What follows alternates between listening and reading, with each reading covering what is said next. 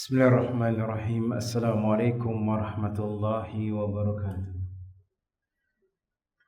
Innal hamdalillah nahmaduhu wa nasta'inuhu wa nastaghfiruh. Wa na'udzu billahi min sururi anfusina wa min sayyiati a'malina. Man yahdihillahu fala mudilla lahu wa may yudlil fala hadiya lahu. Wa asyhadu an la ilaha illallah wahdahu la syarika lahu. Lahul mulku wa lahul hamdu wa huwa ala kulli syai'in qadir. Wa asyhadu anna Muhammadan abduhu wa rasuluhu wa habibuhu wa khaliluhu. Salawatu rabbi wa salamuhu alaihi wa ala alihi wa ashabihi wa man ihtada bihudahu ila yaumiddin. Yauma la yanfa'u malun wa la banun illa man atallaha biqalbin salim. Jemaah yang semoga dirahmati oleh Allah tabaraka wa taala, kaum muslimin dan muslimat yang semoga dirahmati oleh Allah jalla jalaluh. Segala puja dan puji syukur senantiasa kita ucapkan kepada Allah Rabbul Alamin. Kita memuja dan memujinya, bersyukur atas limpahan berkah yang diberikan oleh Allah tabaraka wa taala kepada kita jemaah. Karena sejatinya apa yang diberikan oleh Allah Tabaraka wa Ta'ala kepada kita dari nikmat-nikmat adalah dari hikmah yang diberikan oleh Allah Rabbul Alamin supaya kita senantiasa bersyukur kepada Allah. Kemudian meningkatkan ketakwaan kepada Allah Jalla Jalaluh. Dan dengan bersyukur kemudian meningkatkan ketakwaan kepada Allah Rabbul Alamin, Allah akan menambahkan terus nikmat tersebut dan nikmat yang bermanfaat bagi kehidupan dunia dan akhirat dan nikmat yang diberkahi oleh Allah Jalla Jalaluh. Kemudian selawat beriring salam kita ucapkan kepada Nabi kita Muhammad bin Abdullah sallallahu alaihi wasallam. Allahumma salli wa sallim wa zid wa barik wa an'im ala sayyidina wa maulana Muhammad bin Abdullah sallallahu alaihi wasallam. Ya Allah, semoga selawat beriring salammu, tambahan berkah dan nikmatmu senantiasa tercurahkan kepada hamba kekasihmu ya Allah, kekasih kami ya Allah, junjungan kami ya Allah, Muhammad bin Abdullah sallallahu alaihi wasallam. Jemaah yang semoga dirahmati oleh Allah tabaraka wa taala.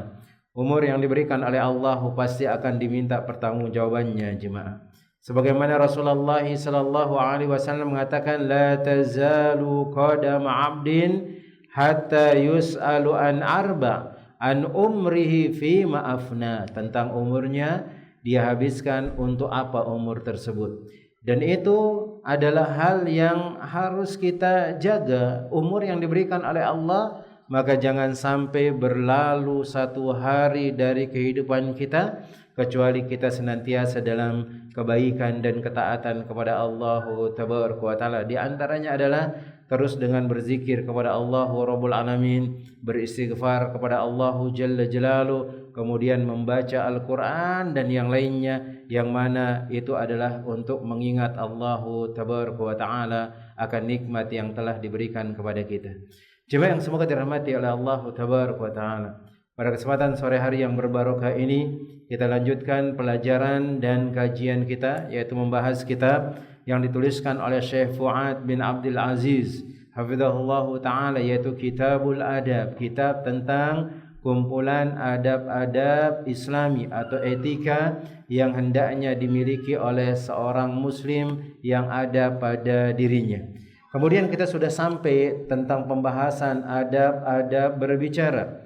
Di antara adab yang diajarkan oleh Allah Tabaraka wa Ta'ala dan Rasulnya sallallahu alaihi wasallam, yang pertama adalah hendaknya dia menjaga lisannya. Jangan sampai lisannya ini dia gunakan untuk mencaci maki dan menghinakan orang lain. Karena Nabi sallallahu alaihi wasallam beliau pernah mengatakan, innal abda la yatakallamu bil kalimati ma yatabayyanu fiha yazillu biha fin nari abada mimma bainal masyriqi. Maka sungguhnya seorang hamba akan berbicara dengan suatu kalimat yang mana dia sudah tahu kejelasan dalam kalimat tersebut. Dia tahu bahwasanya itu adalah perbuatan yang haram, tetapi dia tidak menjaga dirinya dari sesuatu yang membuat dia celaka, atau sesuatu yang akan membinasakannya dari ucapan-ucapan tersebut, kecuali dia akan dimasukkan ke dalam api neraka oleh Allah tabaraka wa taala. Kemudian yang berikutnya jemaah yang semoga dirahmati oleh Allah tabaraka wa taala, di antara adab lisan adalah mengucapkan ucapan yang baik atau diam. Sebagaimana yang disebutkan oleh Nabi SAW, orang-orang yang dia beriman kepada Allah, orang-orang yang dia beriman kepada Rasulullah SAW, kepada hari kiamat, kepada hari pembalasan, maka dia harus menjaga lisannya, dia katakan yang baik atau dia diam. Maka dia pikirkan apakah ucapannya itu akan menyakiti orang lain, ataukah ucapannya itu akan membuat dia binasa dan sengsara. Kalau memang itu yang terjadi, maka dia tahan dirinya, kemudian dia ucapkan ucapan yang terbaik. Bahkan kita sebutkan jemaah yang semoga dirahmati oleh Allah tabaraka wa taala, sebuah hadis yang dibawakan oleh Nabi sallallahu alaihi wasallam tentang permasalahan jalan-jalan kebaikan itu sangat banyak sekali. Dan ini yang dibawakan oleh Al-Imam An-Nawawi Asy-Syafi'i rahimahullahu taala dalam kitabnya Riyadhus Shalihin. Nabi sallallahu alaihi wasallam mengatakan, ada orang-orang atau ada seorang laki-laki yang mana seorang laki-laki ini dimasukkan ke dalam surga oleh Allah Jalla Jalaluh, kemudian dia berkeliling di dalam surga. Dia keliling ke sini, ke sana, bebas masuk di dalam surga Allah tabaraka wa taala. Kemudian ditanya tentang apa dia dimasukkan ke dalam surga, maka Nabi sallallahu alaihi wasallam beliau mengatakan dia melakukan hal tersebut karena dia melakukan kebaikan. Bahkan juga ada kebaikan yang bisa membuat dia masuk ke dalam surga. Apa itu? Menjaga dirinya dari melakukan keburukan. Dia jaga dirinya untuk tidak menyakiti orang lain, baik dengan lisannya atau dengan perbuatannya dan yang lainnya. Maka dia akan dijamin oleh Allah tabaraka wa taala masuk ke dalam surga. Kemudian yang ketiga jemaah yang semoga dirahmati oleh Allah tabaraka wa taala, kaum muslimin dan muslimat yang semoga dirahmati oleh Allah Rabbul Alamin, yang ketiga adalah ternyata mengucapkan ucapan yang baik itu adalah bernilai sedekah. Dan ini pernah terjadi, orang-orang kaum muslimin dari kalangan para sahabat yang mereka adalah orang-orang miskin, dia datang kepada Nabi sallallahu alaihi wasallam mengeluhkan perihal orang-orang kaya. Dikeluhkan perihal orang-orang kaya ini. Kenapa orang-orang kaya tersebut? Maka mereka mengatakan, ya Rasulullah, dhahaba ahlu dusur bil ujur ya Rasulullah, yusalluna kama nusalli wa yasumuna kama nasum wa yatasaddaquna bi fuduli amwalihim. Orang-orang kaya itu borong pahala mereka ya Rasulullah. Luar biasa borong pahala mereka. Maka di sini ada sanjungan bagi orang-orang yang kaya. Yang mana orang-orang kaya yang disanjung oleh Allah? Dia melakukan solat sebagaimana kami solat ya Rasulullah. Mereka berpuasa sebagaimana kami berpuasa ya Rasulullah. Cuman mereka punya harta yang mereka infakkan dan kita enggak bisa menyaingi mereka ya Rasulullah. Dia punya harta, dia gunakan untuk di jalan Allah ya Rasulullah. Kita enggak ada sama sekali ya Rasulullah. Bagaimana cara kita menyaingi mereka ya Rasulullah? Maka Nabi sallallahu alaihi wasallam mengatakan, awalaisa qad ja'alallahu bima tasaddaqun? Bukankah ada yang Allah berikan jalan kepada kalian yang kalian amalkan, yang mana amalan tersebut sebanding dengan orang yang kaya yang dia mengeluarkan hartanya? Nabi sallallahu alaihi wasallam mengatakan, bikulli tasbihatin shadaqah wa bikulli tahmidatin shadaqah wa bikulli tahlilatin shadaqah wa bikulli takbiratin shadaqah wal amru bil ma'rufi shadaqah wa nahyun 'anil munkari shadaqah wa kalimatin thayyibatin shadaqah. Nabi SAW mengatakan mengucapkan subhanallah itu sedekah, mengucapkan alhamdulillah itu sedekah, mengucapkan la ilaha illallah itu juga sedekah, mengucapkan Allahu akbar juga sedekah, mengajak orang untuk mengerjakan kebaikan juga sedekah. Walaupun orang itu enggak mau mengikuti ajakan kita jemaah. Antum ajak orang, ayo kita pergi kajian, ayo kita pergi ke masjid. Ternyata dia enggak datang kajian, enggak datang ke masjid. Antum jangan merasa berat dengan hal tersebut lah. Maka itu akan mendapatkan pahala juga jemaah. Begitu juga sebaliknya, melarang orang dari mengerjakan perbuatan yang mungkar. Antum tahu itu tidak boleh, itu adalah perbuatan yang haram. Kemudian antum sampaikan dengan baik, fulan bin fulan, perbuatannya adalah perbuatan yang haram. Ternyata dia tidak mau mengikuti nasihat kita. maka kita katakan ucapan antum mengingkari mereka, perbuatan antum mengingkari orang yang melakukan perbuatan salah tersebut walaupun dia tidak mengikuti kebenaran yang kita sampaikan, itu adalah sedekah kata Nabi sallallahu alaihi wasallam. Begitu juga dengan ucapan-ucapan yang baik yang keluar dari lisan kita, mengingatkan saudara kita untuk mengingat Allahu Rabbul Alamin. Maka ini yang diajarkan oleh Nabi sallallahu alaihi wasallam. Kalau cari teman itu cari teman yang mengingatkan kesalahan kita atau yang mudah mengkritik kita, jemaah. Karena kita terkadang nggak bisa berubah itu kalau tidak ada yang mengkritik kita. Dan kita juga harus berlapang dada kalau memang ada yang mengkritik kita, jemaah. Karena mereka menginginkan hal-hal yang terbaik, hal-hal yang diberikan rahmat dari Allah Tabaraka wa Ta'ala. Itu yang ketiga. Kemudian yang keempat, jemaah yang semoga dirahmati oleh Allah Tabaraka wa Ta'ala, di antara adab-adab berbicara, maka yang keempat adalah keutamaan sedikit berbicara dan makruhnya banyak berbicara. Sedikit berbicara itu lebih utama. Kenapa kok sedikit berbicara itu lebih utama, jemaah? Lebih menyelamatkan kita dari ucapan-ucapan yang tidak perlu. Kalau kita banyak bicara orangnya nyambung ke sini, orang ngomong seperti ini, nanti ada ngomong lain nyambung ke sana, nyambung ke sini, ke sana, ujung-ujungnya nanti hina orang lain, nimbrung dengan ucapan-ucapan ghibah, nimbrung dengan ucapan-ucapan kotor dan yang lainnya. Maka orang yang sedikit berbicara jelas adalah orang yang terbaik, tapi berbicara yang memang tidak perlu. Orang yang sedikit berbicara yang tidak perlu, jemaah. Kalau memang perlu maka silakan, gak jadi masalah. Kita menjadi dai misalnya atau memberikan nasihat kepada orang lain, ngobrol menasihatin orang lain, jelas itu adalah yang terbaik, bukan hanya sekedar diam ketika melihat terjadinya perbuatan mungkar. Jemaah yang semoga dirahmati oleh Allah Tabaraka wa Ta'ala, Syekh Fuad bin Abdul Aziz, beliau mengatakan yang keempat ini telah diterangkan dalam berbagai hadis. Anjuran untuk sedikit berbicara karena banyak berbicara menjadi sebab tergelincirnya seseorang ke dalam perbuatan dosa. Maka jadi seorang yang banyak berbicara tidaklah aman darinya. Orang banyak bicara itu nggak akan aman dari perbuatan dosa, jemaah. Karena lisannya biasa salah ucap dan juga keliru. Maka karena itulah dianjurkan sedikit berbicara dan dilarangnya banyak berbicara. Sebagaimana sebuah hadis yang berasal dari Mughirah bin Syu'bah radhiyallahu taala anhu, beliau meriwayatkan dari Nabi sallallahu alaihi wasallam, beliau bersabda, sesungguhnya Allah mengharamkan atas kalian uququl walidain atau uququl ummahat. Maka Rasulullah SAW mengatakan Allah melarang kalian, mengharamkan bagi kalian untuk melakukan perbuatan durhaka kepada ibu. Maka di sini disebut adalah seorang ibu, karena banyak kadang-kadang anak-anak itu lebih, kalau ke ibunya tidak terlalu takut dia. Akhirnya dia semau-maunya ke ibunya. Kadang-kadang menghina ibunya, mencaci ibunya, seolah-olah ibunya ini sangat lemah seperti itu. Maka kita katakan la.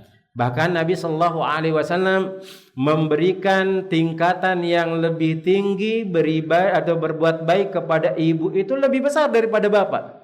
Bahkan Nabi SAW mengatakan ketika ada seorang datang kepada Rasulullah Shallallahu Alaihi Wasallam, ya Rasulullah, man ahaku bihusni sahabati, siapa yang aku berhak melakukan berbuat baik kepada mereka ya Rasulullah dari kedua orang tuaku? Nabi sallallahu alaihi wasallam mengatakan ummuka, ibumu. Kemudian siapa ya Rasulullah? Ibumu. Kemudian siapa ya Rasulullah? Ibumu. Kemudian siapa ya Rasulullah? Bapakmu. Baru yang setelah ketiga kalinya, keempat kalinya baru Nabi sallallahu alaihi wasallam mengatakan bapakmu. Maka ini adalah di antara kebaktian yang sangat-sangat harus dipelihara adalah berbakti kepada kedua orang tua kita, terutama adalah kepada seorang ibu, karena ibu ini perjuangannya sangat luar biasa sekali. Mulai dari kita berada di dalam perut beliau, kemudian beliau berkorban, menyerahkan nyawanya ketika melahirkan kita, kemudian menyerahkan hidupnya separuh dari jiwanya untuk merawat kita, untuk rela tidak tidur segera atau bergadang di malam hari, atau mungkin mereka rela capek untuk senantiasa menggendong kita dan yang lainnya. Maka orang tua itu, terutama seorang ibu, adalah orang yang paling Kita harus berbuat baik kepada mereka. Kemudian yang berikutnya adalah sebagai larangan yang keras. Kemudian di antaranya juga menghubur hidup-hidup anak wanita.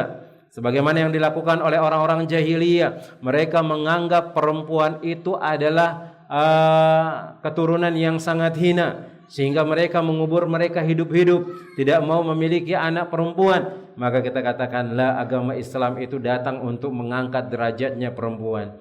Bahkan seorang perempuan ini ditinggikan derajatnya. Sebagaimana kita sebutkan tadi, dia lebih tinggi derajatnya dari laki-laki ketika dia menjadi seorang ibu. Kemudian yang berikutnya jemaah yang semoga dirahmati oleh Allah Tabaraka wa Ta'ala, Nabi sallallahu alaihi wasallam mengatakan, dan dibenci bagi kalian atau dia membenci jika kalian mengutip perkataan. Apa mengutip perkataan? Ucapan-ucapan yang salah dari orang lain diambil kemudian disebarkan. Aib-aib orang lain yang mereka enggak sengaja mengucapkan hal tersebut, dia sebarkan tanpa dia mencari kebenaran. Apa maksud dari ucapan tersebut atau kenapa dia mengatakan ucapan tersebut? Kemudian beliau mengatakan banyak bertanya, dan ini banyak bertanya yang tidak ada faedahnya. Sebagaimana terjadi kepada Bani Israel, bagaimana Allah Jalla Jalaluhu diperintahkan kepada mereka, Allah memerintahkan kepada mereka dari Nabi Musa alaihissalam untuk menyampaikan bahwasanya mereka diperintahkan untuk menyembelih bakar, yaitu sapi. Allah memerintahkan kepada Nabi Musa, kemudian Nabi Musa diperintahkan untuk menyampaikan kepada Bani Israel nyembelih sapi. Akhirnya apa yang mereka lakukan? Mereka mengatakan sapi yang mana? Apakah yang membajak tanah, sawah atau tidak? Sapi yang betina atau sapi yang jantan? Apakah warnanya mau yang putih, mau yang kuning, yang seperti ini, seperti itu? Sampai-sampai mereka memberatkan dirinya. Maka ini larangan banyak bertanya tentang sesuatu yang memang sudah jelas hukumnya. Kemudian yang berikutnya adalah menghambur-hamburkan harta. Ini juga dilarang oleh Nabi sallallahu alaihi wasallam, idha'atul mal, menyia-nyiakan hartanya, tidak digunakan di jalan Allah Tabaraka wa Ta'ala. Malah dia gunakan di dalam atau melakukan pekerjaan perbuatan maksiat, dia gunakan untuk berdurhaka kepada Allah Tabaraka wa Ta'ala, maka jelas itu adalah hal yang sangat membinasakan dan akan menjauhkan kita dari ridha Allah Jalla Jalaluhu. Kemudian sabda beliau, dan dia membenci jika kalian mengutip perkataan, yaitu tenggelam dengan kabar dan cerita orang-orang tentang keadaan dan perbuatan mereka yang tidak mengandung manfaat. Demikian juga dikatakan oleh Al-Imam An-Nawawi, banyak berbicara adalah perbuatan tercela dalam syariat. Jabir bin Abdullah radhiyallahu taala anhuma meriwayatkan bahwasanya Nabi sallallahu alaihi wasallam bersabda, sesungguhnya orang yang paling aku cintai di antara kalian dan majlisnya paling dekat kepadaku pada hari kiamat, orang yang memiliki akhlak yang terpuji. Ahsanukum khuluqa, orang yang paling bagus akhlaknya. Dan biasanya orang yang paling bagus akhlaknya, dia akan jaga ucapannya jemaah. Dia tidak akan mudah mengucapkan sesuatu yang mungkin dia tidak ketahui, apalagi ucapan-ucapan yang di sana ucapan yang haram hukumnya. Walaupun mungkin sebagian orang menganggap itu adalah adat kebiasaan, maka dia tidak mau mengucapkan hal tersebut. Dia tidak mau mengucapkan hal-hal yang haram, walaupun dia tahu bahwasanya itu kebiasaan manusia di sana. Maka nanti akan sampai tentang masalah ini, di antara adab-adab berbicara itu ya kayak seperti ngomong-ngomong kotor. Apalagi sekarang di zaman sekarang ini jemaah, banyak ucapan-ucapan kotor itu dibuat terbiasa oleh masyarakat. Dibuat terbiasa oleh masyarakat. Ada kebun binatang keluar, seperti contoh misalnya anjing itu diubah menjadi anjir. Kemudian ada juga bahasa Jawa itu dia pakai cuk misalnya. Itu padahal kalau kita lihat apa asal dari kata cuk itu ya, Anda mohon maaf jemaah, ini untuk contoh aja, untuk menjelas aja. Jancuk jemaah, sebagaimana kita ketahui, dan itu bahasa Jawa itu kayak seperti bangsat misalnya, bajingan misalnya. Tapi mereka sudah buat mereka ucapan-ucapan tersebut diselipkan di masyarakat, diselipkan di anak-anak muda menjadi ucapan-ucapan yang terbiasa. Hati-hati dengan hal tersebut. Dan kita harus jaga anak-anak kita dari hal tersebut jemaah. Ada orang-orang yang sengaja merusak akhlak kita dari hal tersebut. Dia buat sesuatu yang haram itu menjadi adat kebiasaan, kemudian kita amalkan secara tidak sadar, ternyata itu bukan adab yang mulia, bahkan itu adalah adab yang buruk. Maka bagaimana kita bisa duduk bersanding dengan Nabi sallallahu alaihi wasallam?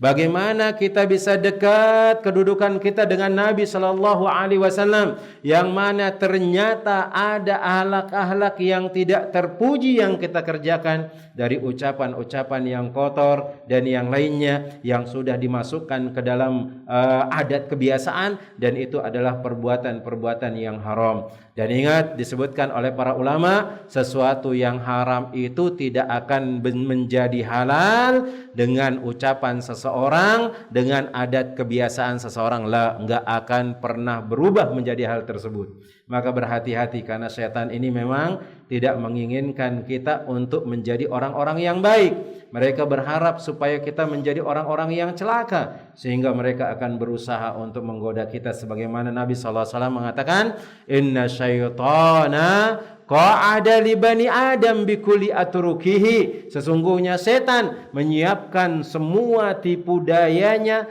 untuk menyesatkan kita, jemaah. Kemudian sungguhnya orang yang paling aku benci dan majlisnya paling jauh dariku, kata Nabi sallallahu alaihi wasallam, yaitu pada hari kiamat, adalah orang-orang yang dia banyak bicara dan orang-orang yang dia banyak memfasih-fasihkan bicaranya, atau orang-orang atau para sahabat di sini serta mutafayyikun wal mutafayyikun, yaitu para sahabat bertanya, apa itu al-mutafayyikun ya Rasulullah? Orang-orang yang angkuh lagi sombong, baru mengerjakan kebaikan sedikit, seolah-olah dia Masya Allah paling hebat, ucapan-ucapannya luar biasa. Hati-hati, dalam agama Islam itu dilarang.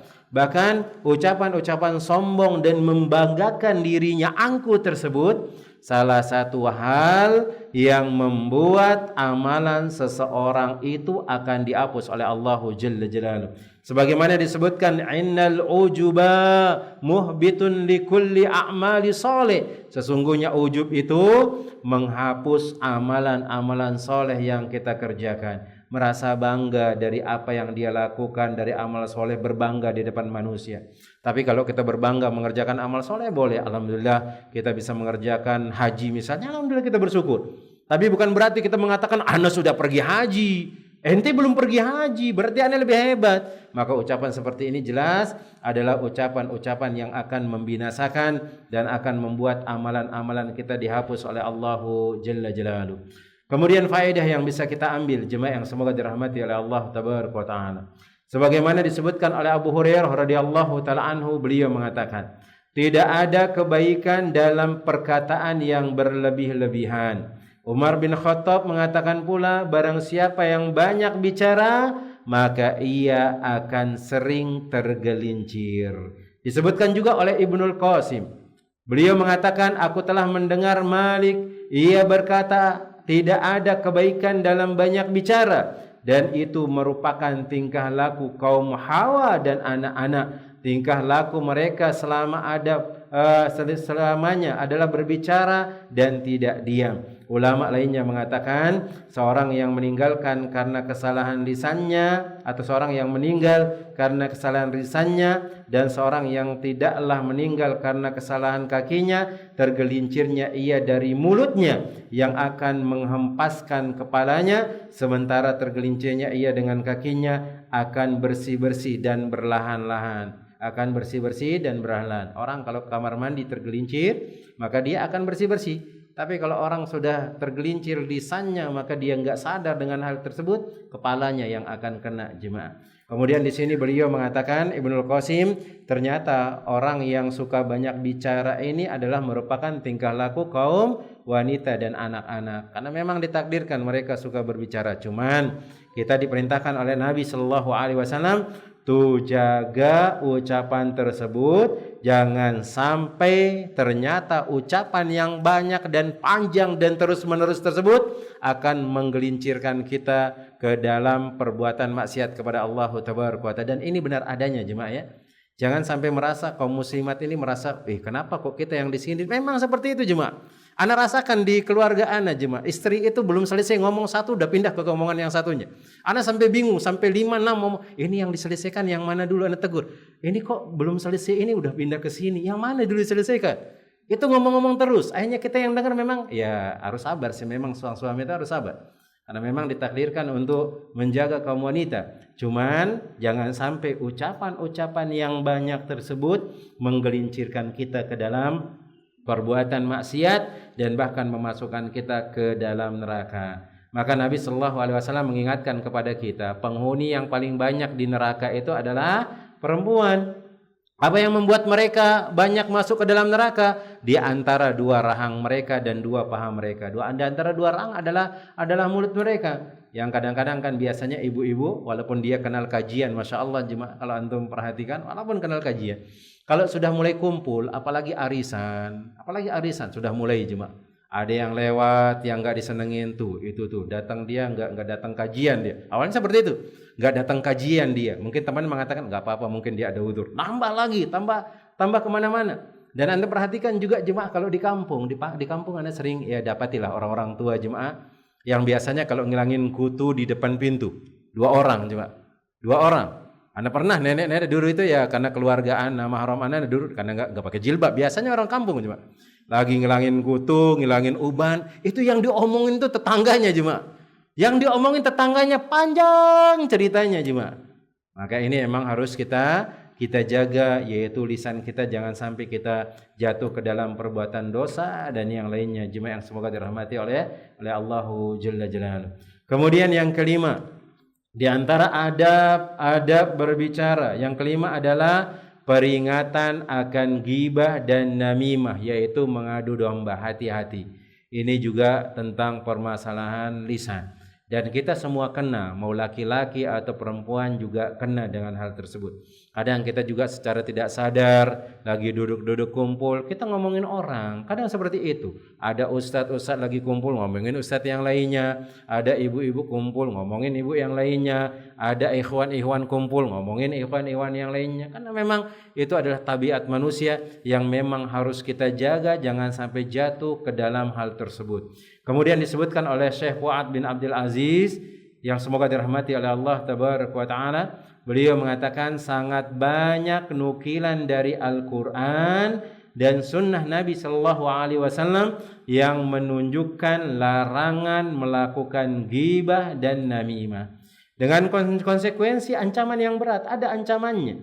Dan larangan terhadap keduanya juga telah diketahui di tengah kaum muslimin secara menyeluruh. Bahkan ini kesepakatan semua kaum muslimin kayaknya cuma.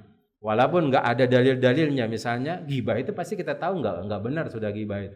Nah mimah juga kita tahu nggak benar, ngadu domba, buat orang yang akur-akur jadi bermusuhan dan yang lainnya. Itu kayaknya semua sudah menjadi pengetahuan semua orang.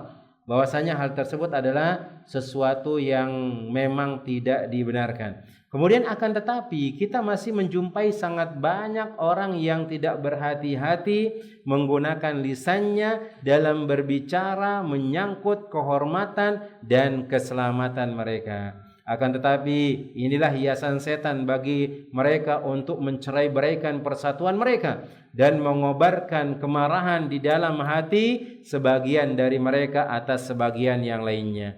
Kemudian syariat Allah Tabaraka wa Ta'ala pun didatangkan untuk menyatukan umat, menyatukan hati, berbaik sangka kepada orang lain, mengucapkan perkataan-perkataan yang benar lagi baik. Sedangkan setan jemaah yang semoga dirahmati oleh Allah, mereka terus berusaha untuk mencerai-beraikan persatuan kita jemaah. Misal memisahkan hati sebagian orang dengan sebagian yang lainnya, berburuk sangka kepada orang lain dan mengucapkan ucapan yang batil dan buruk. Dan ini disebutkan oleh Nabi sallallahu alaihi wasallam, hadis yang berasal dari Jabir bin Abdullah radhiyallahu taala anhuma. Beliau mengatakan, aku mendengar Nabi sallallahu alaihi wasallam bersabda, "Inna syaitana qad aisa ayya'budahu al-musalluna fi jaziratil Arab walakin fil hasri fil at-tahrisi bainahum Sesungguhnya setan telah berputus asa untuk membuat orang itu menyembah dia ketika dia mengerjakan sholat di Jazirah Arab sana. Mereka sudah tahu bahwasanya nyembah patung itu adalah sesuatu yang haram, itu adalah kesyirikan. Bahkan kita terkadang ketika sholat juga kita mengatakan inna sholati wa nusuki wa mahyaya wa mati lillahi rabbil alamin. Kita serahkan semua sholat kita, amalan-amalan kita hanya untuk Allah tabaraka wa ta'ala. Tapi kata setan tersebut tidak akan pernah putus asa untuk menyebarkan hasutan di antara mereka. Dan banyak kita dapati sama-sama Islam saling bacok, sama-sama Islam masalah sedikit saling bunuh. Ada seorang ibu membunuh anaknya, ada seorang anak membunuh ibunya dan yang lainnya. Karena memang ini hasutan-hasutan dari setan. Sampai kemarin kita lihat lagi ada seorang suami membunuh istrinya gara-gara istrinya ngigo atau dia bermimpi mengucapkan sesuatu dan dia cemburu dibunuh istrinya, jemaah. Jadi memang hasutan-hasutan setan seperti itu dia, jemaah. Membuat orang cerai-berai, enggak sampai di sana dia datang ke mertuanya mau dibunuh dan yang lainnya, jemaah. Maka kita harus terus menjaga lisan kita, berhati-hati menggunakan hal tersebut dan jangan sampai kita jatuh ke dalam perangkap-perangkap setan. Maka di antara caranya adalah berlindung kepada Allah Tabaraka wa Ta'ala dari godaan setan. Kemudian sedikit berbicara. Kemudian jangan mudah terhasut dari ghibah dan namimah. Kemudian pikirkan ketika kita mau ngobrol, ketika kita mau berbicara, apakah pembicaraan yang kita ucapkan ini bermanfaat atau malah akan membuat kita binasa, jemaah.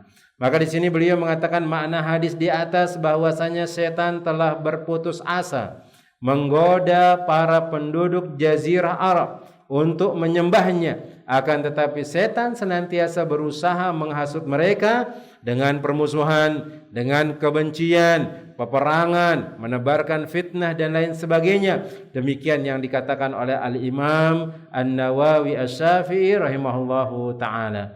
Kemudian jemaah yang semoga dirahmati oleh Allah tabaraka wa taala. Ghibah dan namimah adalah salah satu benih kebencian dan permusuhan yang ditanamkan di tengah manusia. Dan Allah Subhanahu wa taala telah mengabarkan tentang setan bahwa dia adalah musuh kita, jemaah. Maka seorang musuh selamanya tidak akan menghendaki kebaikan kepada kita dan hal itu tidak kita ragukan lagi. Dan Allah telah memerintahkan kita untuk memusuhi dan memerangi mereka. Sebagaimana Allah Jalla Jalaluhu menyebutkan dalam surat Al-Fatir ayat yang ke-6 atau surat Fatir ayat yang ke-6. Allah Jalla Jalaluhu mengatakan, "Inna syaitana lakum aduwa fattakhiduhu aduwa." Innama yad'u hizbahu liyakunu min ashabis sa'ir. Sesungguhnya setan itu adalah musuh bagimu, maka anggaplah ia musuhmu. Karena sesungguhnya setan-setan itu hanya mengajak golongannya untuk supaya mereka menjadikan atau menjadi penghuni neraka yang menyala-nyala, jemaah. Maka setan ini enggak akan pernah putus asa dengan hal tersebut. Bahkan disebutkan ghibah dan namimah ini ternyata adalah salah satu senjata iblis dan kelompoknya untuk mencerai-beraikan manusia. Dan mereka menanamkan kebencian di hati sebagian manusia terhadap sebagian yang lainnya. Dan keduanya termasuk penyakit yang akan membinasakan individu serta mencerai-beraikan jamaah. Bahkan Nabi SAW menyebutkan, jemaah, di antara dosa yang akan membuat orang itu disiksa di kuburan adalah namimah, jemaah. Nabi SAW pernah melewati dua kuburan. Kemudian beliau mengatakan, innahuma la yu'adzabani wa la yu'adzabani bikabirin. Amma ahaduhuma lam yastatiru minal bauli wa ammal akhar yamsi bin namimah. Dia suka ngadu domba orang, dia suka ghibah orang, dia suka menyakiti orang lain, maka itu ternyata di antara hal-hal yang akan membuat orang itu disiksa di dalam kuburannya, jemaah. Kemudian kita katakan bahwasanya penyakit tersebut akan menyebabkan individu di tengah masyarakat berada dalam bahaya dan mendapatkan ancaman dari Allah Jalla Jalaluhu akibat orang yang digibahi atau orang yang dinamimahi. Karena pasti akan terjadi permusuhan. Kita ngibahin orang lain, kemudian orang lain itu dengar, maka akan bertambah menyulut kemarahan, kemudian menyulut kebencian, dan terjadilah memutuskan tali silaturahmi di antara keluarga, kerabat, dan sesama manusia jemaah. Dan baiknya kita sebutkan sebagian dalil yang berkaitan dengan keduanya. Ini akan disebutkan oleh beliau. Ada beberapa dalil yang disebutkan oleh Allah Jalla Jalaluhu dan Rasulnya tentang bahaya masalah ghibah dan bahaya permasalahan namimah. Dan semoga Allah Tabaraka wa Ta'ala terus memberikan ketundukan hati bagi kita dan kebenaran, dan menjaga lisan-lisan kita dari atau terhadap makhluk Allah, atau lisan-lisan kita dari ucapan-ucapan yang kotor dan kebencian-kebencian yang lainnya. Maka di sini di antara dalilnya yang disebutkan oleh Allah Jalla Jalaluhu dalam surat Al-Hujurat ayat yang ke-12. Apa kata Allah Tabaraka wa Ta'ala? Wala yaktab ba'dukum ba'da ayuhibbu ahadukum ay ya'kula lahma akhihi maitan fakarihtumu wattaqullaha innallaha tawwabur rahim. Ini tentang orang-orang yang dia mencari-cari kesalahan orang lain, yang dia menamimah, yang dia menggibah. Dia itu sama saja ya dia memakan daging saudaranya yang sudah mati. Maka sungguh mereka akan jijik dengan hal tersebut. Jelas itu adalah perbuatan dosa besar. Bahkan ketika mereka meninggal dunia saja, kita dilarang untuk mengganggu orang yang meninggal dunia. Sebagaimana Nabi sallallahu alaihi wasallam mengatakan, kasru idhamil mayyit ka kasril hayy. Mematahkan tulang mayit yang sudah meninggal dunia itu sama dengan mematahkan tulangnya ketika dia hidup. Dosa besar jemaah. Apalagi kalau memang kita sampai menghancurkan rumah tangga orang lain, sampai menghancurkan yang lainnya, kemudian membuat permusuhan dan seterusnya, maka jelas itu adalah perbuatan yang sangat-sangat diharamkan oleh Allah Jalla Jalaluhu dan diharamkan oleh Nabi sallallahu alaihi wasallam. Tapi ingat, pintu taubat masih dibuka oleh Allah Jalla Jalaluhu. Kita masih bisa untuk melakukan taubat kepada Allahu Rabbul Alamin. Kemudian yang berikutnya jemaah yang semoga dirahmati oleh Allahu Jalla Jalaluhu. Sebuah hadis yang berasal dari Abu Barzah Al-Aslami, ia mengatakan Rasulullah sallallahu alaihi wasallam bersabda, "Ya ma'syara man amana bilisanihi lam yadkhulil imanu qalbah la tagtabu al-muslimina wa la tattabi'u awratihim." Wahai segenap orang yang merasa aman dari lisannya, namun imannya belumlah masuk ke dalam hatinya. Dia merasa aman dengan lisannya, padahal dia enggak tahu bahwasanya lisan itu sangat berbahaya dan bahkan keimanannya belum masuk ke dalam dadanya. Janganlah kalian menggibah kaum muslimin dan janganlah kalian mencari-cari aib orang lain, karena mencari-cari aib orang lain itu akan membuat Allah akan mencari-cari aibnya. Akhirnya aib kita pun yang akan keluar duluan. Hati-hati. Kita mengucapkan aib-aib orang lain, maka tidak akan lama kemudian aib kita pun akan dibeberkan oleh Allah Tabaraka wa Ta'ala. Maka berbahagialah orang-orang yang menutup aib-aib saudaranya. Yang mana dia akan berbahagia, Allah juga akan tutup aibnya. Sebagaimana Nabi sallallahu alaihi wasallam mengatakan, "Man satara musliman, satarallahu fid dunya wal akhirah." Itu barang siapa di antara kalian yang dia menjaga aib saudaranya, tidak mudah menyebarkan aib saudaranya tersebut, maka dia akan disembunyikan aibnya di dunia dan di akhirat. Kemudian jemaah yang semoga dirahmati oleh Allah Tabaraka wa Ta'ala, maka di sini Nabi sallallahu alaihi wasallam pun mengatakan, wa innahu manittaba auratihim yattabi'ullahu auratahu. Maka barang siapa yang mencari-cari dari aib saudaranya, maka Allah akan menampakkan aib-aibnya. Wa may yattabi'illahu auratahu yafdahu fi baitihi. Maka barang siapa yang Allah sudah buka aibnya, bahkan di dalam rumahnya pun dia akan dipermalukan dengan hal tersebut. Maka berhati-hati kita jemaah, maka Allah Tabaraka wa Ta'ala akan menyiksa dan menghinakan kita dari ucapan yang kita lakukan, dari perbuatan ghibah, kemudian perbuatan namimah. Kemudian disebutkan dari Abu Wa'il dari Hudzaifah, ia menceritakan bahwa seorang menyampaikan berita untuk tujuan namimah. Maka Hudzaifah mengatakan kepadanya, aku telah mendengar Rasulullah sallallahu alaihi wasallam bersabda, tidak akan masuk surga orang yang melakukan namimah. La yadkhulul jannata namam. Tidak akan masuk surga orang yang suka melakukan adu domba, yang menamimah saudaranya. Dalam riwayat yang lain adalah orang yang mengadu domba, dan makna dari kedua hadis ini adalah sama. Maka di sini jemaah yang semoga dirahmati oleh Allah Tabaraka wa Taala, Rasulullah SAW terus mengingatkan kita dosa lisan ini sangat berbahaya.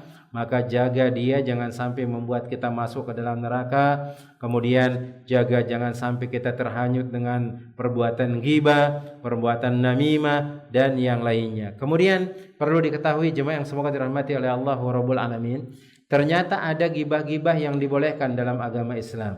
Ada ghibah-ghibah yang dibolehkan dalam agama Islam, yang mana hukum asal ghibah itu jelas nggak boleh, haram. Mengucap-ngucap aib seorang itu haram hukumnya. Menghina orang lain itu juga haram hukumnya.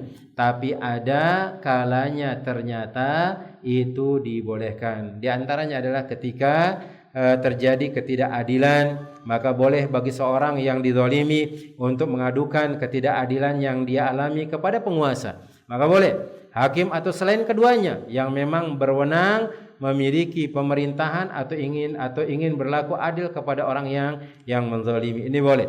Dia dizalimi terus, kemudian dia mengadukan fulan bin fulan menzalimi saya. Atau mungkin ada orang yang ngutang terus sama dia. Ngutang terus, Masya Allah, diutangin terus, luar biasa, nggak mau bayar. Akhirnya ada yang nanya, ada fulan mengutang sama anak, apakah gimana menurut engkau? Maka kita sampaikan, fulan bin fulan itu sudah ngutang sama anak sampai berpuluh-puluh juta, sepeser pun belum dibayar sampai sekarang. Dia janji bulan depan, datang bulan depan, nggak ada. Dia janji tahun depan pun sudah lewat, belum dibayar-bayar. Padahal kita lihat dia kayak seperti orang mampu. Maka ketika kita terzolimi itu dibolehkan. Kemudian yang berikutnya adalah meminta pertolongan untuk merubah kemungkaran. Ini boleh. Seperti kayak kita ngelihat ada orang jual narkoba misalnya kan. Ini adalah aib mereka. Nah, atau mungkin ada pelacur misalnya, pelacuran yang memang meresahkan masyarakat. Kita mau ngerubah nggak bisa. Akhirnya apa yang terjadi? Kita pun meminta pertolongan ke orang lain untuk merubahnya. Lapor ke Pak Polisi supaya mereka dinasehatin, diingatkan. Mungkin dengan itu mereka berubah, boleh. Fulan bin fulan, dia melakukan perbuatan zina dan yang lainnya. Maka kalau memang meresahkan sekali, maka silahkan dilaporin dia, minta tolong sama orang lain supaya bisa menghilangkan kemungkaran tersebut. Atau di sini juga boleh dia mengatakan si fulan telah berbuat demikian, maka ia pun mengasingkannya dan sejenisnya dengan masuk menjadikan sebagai perantara untuk menghilangkan kemungkaran. Tetapi jika tidak bermaksud demikian, maka hal ini jelas diharamkan. Dia sekadar cerita-cerita ke orang lain, ternyata bukan untuk merubah si fulan bin fulan, tapi malah menceritakan aibnya ke sana kemari dan yang lainnya. Ini enggak boleh. Ini enggak boleh. Kemudian yang ketiga adalah meredakan masalah. Ia berkata kepada mufti, pemberi fatwa, ayahku telah menzalimi aku atau saudaraku semisalnya. Maka hal ini dibolehkan sesuai dengan kebutuhan, akan tetapi hendaknya berhati-hati mengatakan apabila engkau katakan kepada laki-laki atau seorang kejadian demikian, yang mana dengan tujuan akan tercapai tanpa adanya ketentuan yang pasti. Dengan demikian penentuan tersebut dibolehkan. Kemudian yang berikutnya adalah memperingati kaum muslimin dari keburukannya. Yang keempat itu orang yang mujahir. Orang mujahir itu orang yang jelas-jelasan melakukan perbuatan haram.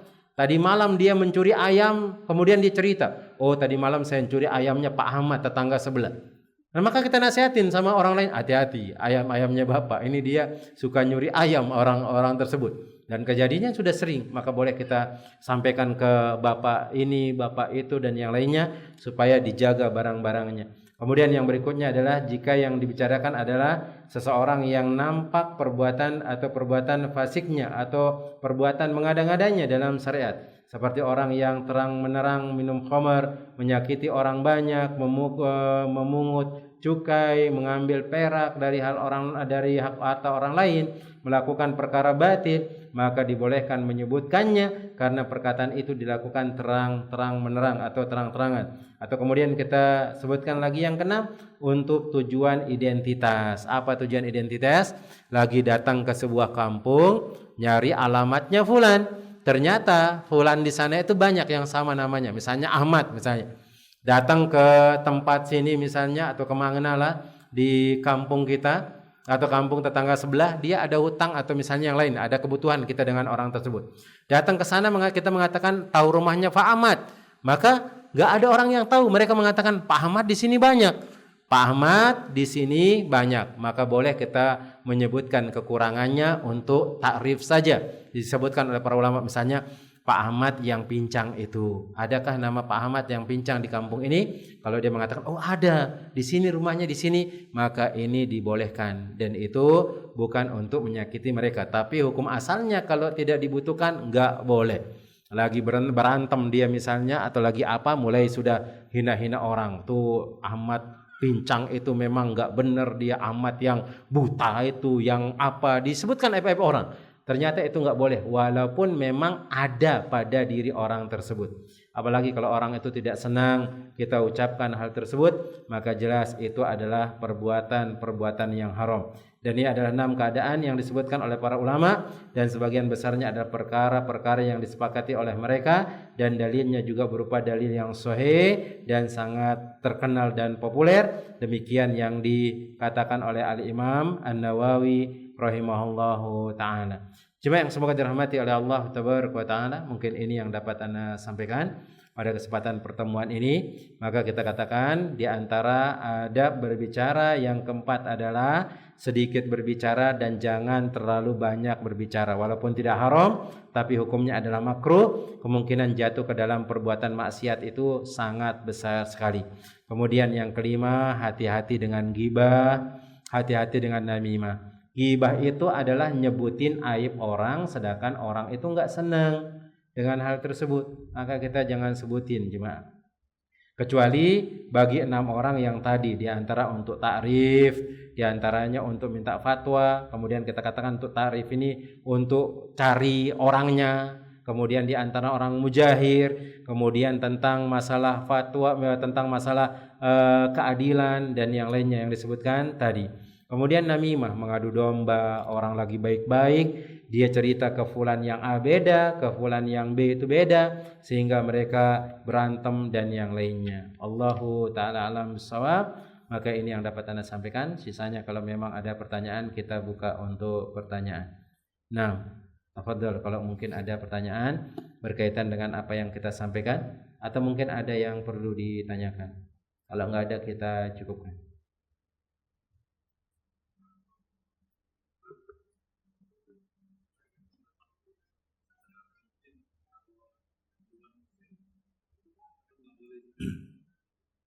Nah, di sini kan permasalahannya masalah ghibah. Apakah ini terkhusus bagi seorang muslim saja? Bagi seorang luar agama muslim itu dibolehkan? Maka kita katakan secara umum semuanya itu tidak dibolehkan secara umum. Walaupun dia adalah orang di luar dari agama Islam, karena di antara adab seorang muslim itu adalah tidak mudah mulutnya mengatakan kata-kata keji. Bahkan Nabi SAW melarang kita la ta'anan wala fahasan. Jangan mencaci maki orang dan menghina orang atau menyebutkan aib-aib orang. Walaupun dia di luar dari agama Islam, gak boleh, haram hukumnya. Haram hukumnya, dijaga. Itu di antara adab yang sangat penting. Tetangga kita misalnya Kristen dia. Tetangga kita ini orang Kristen. Kemudian dia ada aib yang mungkin aib yang gak perlu diceritakan. Masalah keluarga mereka. Sudah ngapain kita tiba-tiba ngurusin masalah keluarganya orang. Ada orang buta sebelah misalnya, atau dia pincang, kita sibuk dengan kekurangan orang lain, gak boleh. Maka haram hukumnya, karena mencela makhluk Allah itu sama seperti kita mencela Allah tabaraka wa ta'ala. Dan ini di antara adab yang luar biasa sekali. Bukan hanya untuk kaum muslimin, tapi untuk orang luar pun kita diajarkan dengan hal tersebut. Bermuamalah juga seperti itu. Jangan sampai kemuamalah dengan orang-orang Islam itu bagus, tapi orang muslim itu gak bagus lah. Walaupun memang ada dalilnya menganjurkan kita, kalau kalian ketemu sama orang luar agama Islam itu di jalan itu, jangan kasihkan dia jalan. Seperti kata Nabi SAW, dan hadisnya adalah hadis yang sahih. Disebutkan oleh Al-Hafidz Ibnu Hajar Al-Asqalani rahimahullahu taala dalam bab tentang masalah adabul dalam kitab Bulughul Maram. Di akhir-akhir dari kitab tersebut, Anda lupa hadis berapa itu, tentang masalah idza laqitumul ladina kafaru, jikalau kalian bertemu dengan orang-orang yang kafir tuh jangan kalian kasihkan dia lewat di jalan tersebut. Jangan. Tapi disebutkan oleh para ulama, maksudnya di sini adalah ketika engkau ada permasalahan sama mereka, jangan kalah, maka banggakan agama Islam, seperti itu. Kemudian kita juga tahu bagaimana muamalahnya Nabi SAW dengan orang-orang luar Islam. Nabi bahkan menggadaikan baju perangnya beliau, muamalahnya bagus. Bahkan kita sebutkan beliau pernah bermuamalah dengan orang buta Yahudi yang tua, yang mana akhirnya setelah dia tahu yang bermuamal dengan dia adalah Nabi Muhammad SAW, dia tidak ada keraguan, langsung bersyahadat dan masuk agama Allah Tabaraka wa Ta'ala, masuk agama Islam, jemaah. Maka hukum asalnya kepada siapapun itu dilarang, apalagi lebih-lebih kepada orang muslim, jelas itu adalah seperti memakan bangkai mereka, dan itu adalah perbuatan yang sangat besar dosanya. Wallahu ta'ala alam bissawab. Nah, ada yang lain lagi? Fadhal. Ibu-ibu mungkin ada pertanyaan? Kalau enggak ada kita cukupkan.